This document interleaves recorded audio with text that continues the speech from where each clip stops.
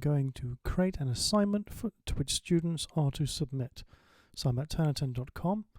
I'm going to be using Turnitin Feedback Studio as a standalone system, so not integrated into one of the many systems into which it can be integrated. So I'll go to Login, Login, and here I am as an admin, so I'll just change this to instructor, and here is my instructor side. Now I have a lot of classes already, because that's just the way it is. So I will choose one of these. I'll choose this one here. This one here already has a couple of students pre-registered in the class. So assuming that one students have been registered, and if you have not done that, you simply go to Students, and you can add a student or upload a student list, which is the name and email address of your students. So I'm going to go to Assignments. I'm going to hit Add Assignment. I'm going to add a paper assignment, which is basically a standard homework or some other kind of written assignment.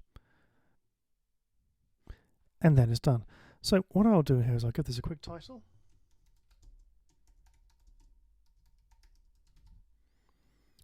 I've got a point value. And I can choose that I only allow file types that Turnitin can check for similarity. And these are mostly, text, well, these are most of the text formats out there. So Word, PDF, and so on and so forth. Or I can allow any kind of file type if I so wish. I will set the start date, so when students can, start submitting, when they can read the information, and then of course I can set a deadline of when the document has to be submitted, and the post date, which is when I'm going to post. The thing here is when they will be able to see the feedback that I have given. So in the optional settings here you say the special instructions such as, and so on and so forth. You can choose to allow submissions after the due date, whether to, and all the kind of options are here with the similarity reports and when to generate them. You can also choose which repository to which the papers are going to be submitted, and this is something that one has to choose with care. You can either go for no repository, which means that they will not be used in any way, shape, or form for future checks, or you can choose to have the standard global paper repository, so into the greater archive of other papers. You can choose which repositories are used when searching, so when checking the paper for work. So the standard paper repository, the archive, current internet, and the published material to which Turnitin has access. When it comes to online grading, because Feedback Studio is not just a plagiarism tool, but is a fantastic feedback system. Like I often tell people, if my school still had this when I was teaching, I might probably still be a teacher. So you can choose which rubric you're going to be using when you're doing online grading. Mine defaults to the 6th, 8th science argument, which works well for me, that's fine. And you can choose to have ETS rate, E-rater settings. This is a spelling and grammar check. It's very nice, very good for this, but only works in English. So there it is. And you can choose to have these as defaults, yay or nay. So I'll go ahead and submit this. And now that it's been submitted, my students who are registered in this course can log in and see this, and then they can submit to it. If I wish, I can view who's already submitted. That'll be no one. And I can actually go and submit on behalf of students. So what I'll do here is I can either choose one that's not been enrolled, I can choose one of the two on my actual list, give the paper a title, and then submit on behalf of that student. But I'm not going to now. But it can be done. If you want to see what Turnitin Feedback Studio looks like, you can choose one of the papers here. I can see here that one out of my 2 students has submitted. It is this one. I can click on the similarity percentage, and up will come the paper that my student has submitted. If I look at this, I can see the 60%, which is what I said earlier, and where the matches have been found. I can also click on a slightly more detailed list by clicking here, which then has every single source that has been found, rather than just the main, or dare I say more important ones here. I can also choose to exclude sources by saying I want to exclude this one or that one, and here you can reinstall them. You can filter out quotes and bibliography and so on. So if there are any flags, which is basically Turnitin Systems way of saying that there may be some kind of text manipulation done.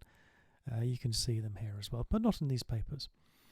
But that's the plagiarism checking, the plagiarism detection side of things, and there is the feedback side of things. I mentioned the rubric earlier, and if I press this button, click, it'll create a little pop-up here, and this is the rubric. Now this is the one that was in the system already, and I can choose that yes, this student has an advanced and so on and so forth within the rubric, which is very, very useful if that's what you're using.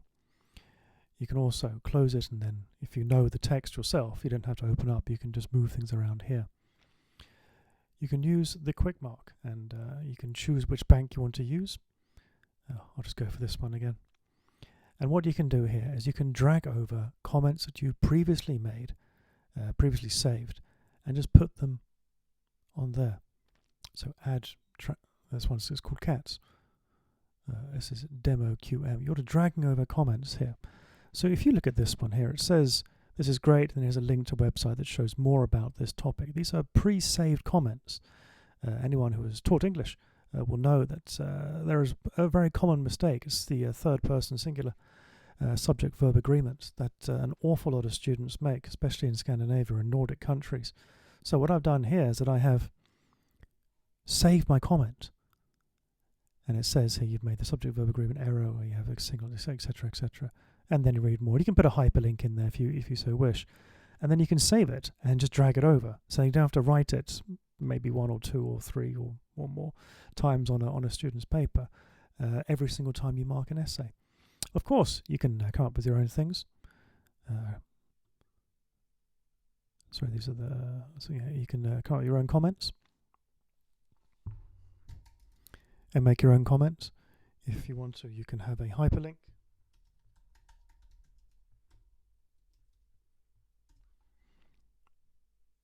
Make this a hyperlink. Just copy this. And then it becomes, an active hyperlink that your students can click on. If you want to save this to a quick mark, you can do so. If not, you can just leave it as it is. At the very, very end, when you finish doing this, you can leave a voice comment.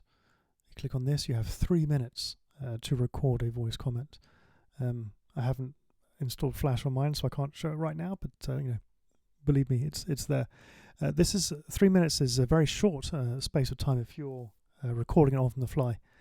If you're going to, press, stop, and then talk in between, 3 minutes is actually quite a long time. And of course, you have a holistic comment on the holistic paper by writing that there. So that is basically from a teacher perspective, that is Feedback Studio. Yes, I shall leave the page.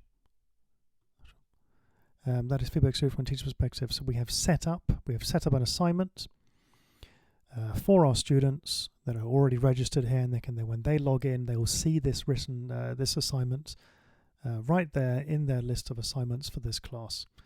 So if you are using an LMS which does not have a Turnitin integration, you can have a link and have all the details there. If you're not using LMS at all, using Turnitin Feedback Studio completely standalone, you can communicate with students the way you would do normally and inform them that the assignment is then visible via Turnitin.com on their accounts. So that's it. Thank you very much.